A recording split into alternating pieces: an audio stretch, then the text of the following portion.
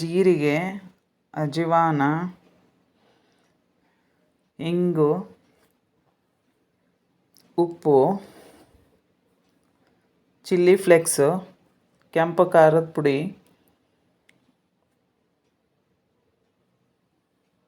ಅರಿಶಿಣ, ಕೊತ್ತಂಬರಿ ಸೊಪ್ಪು, ಕಡಲೆ ಹಿಟ್ಟು ಅಥವಾ ಅಕ್ಕಿ ಹಿಟ್ಟು,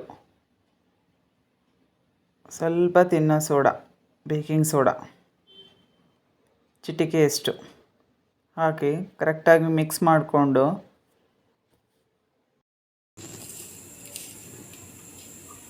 ಸ್ವಲ್ಪ ಗರಂ ಮಸಾಲ, ಬೇಡ ಅಂದರೆ ಸ್ಕಿಪ್ ಮಾಡ್ಕೋಬೋದು.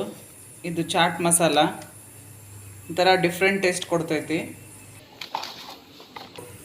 ಹೆಚ್ಕೊಂಡಿರೋಂಥ ಬಾಳೆಕಾಯಿ, ಬದನೆಕಾಯಿ, ಇದನ್ನ ಹಿಟ್ಟು ಫಸ್ಟು ಒಮ್ಮೆ ನೀರು ಹಾಕೋಬಾರ್ದು. ಫಸ್ಟು ಗಟ್ಟಿಯಾಗಿ ಕಲಿಸ್ಕೊಂಡು ಈ ಥರ ಕಲಿಸ್ಕೊಂಡು ಸ್ವಲ್ಪ ಸ್ವಲ್ಪ ನೀರು ಮಿಕ್ಸ್ ಮಾಡ್ತಾ ಹೋಗಬೇಕು. ಈ ಥರ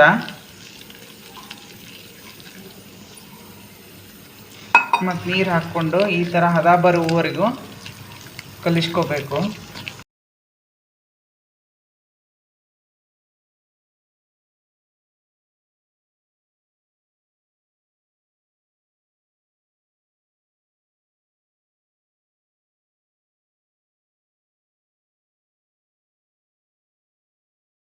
ಎಣ್ಣೆ ಬಿಸಿಯಾಗಿದೆ, ಬಜಿ ಬಿಡೋಣಂತೀಗ.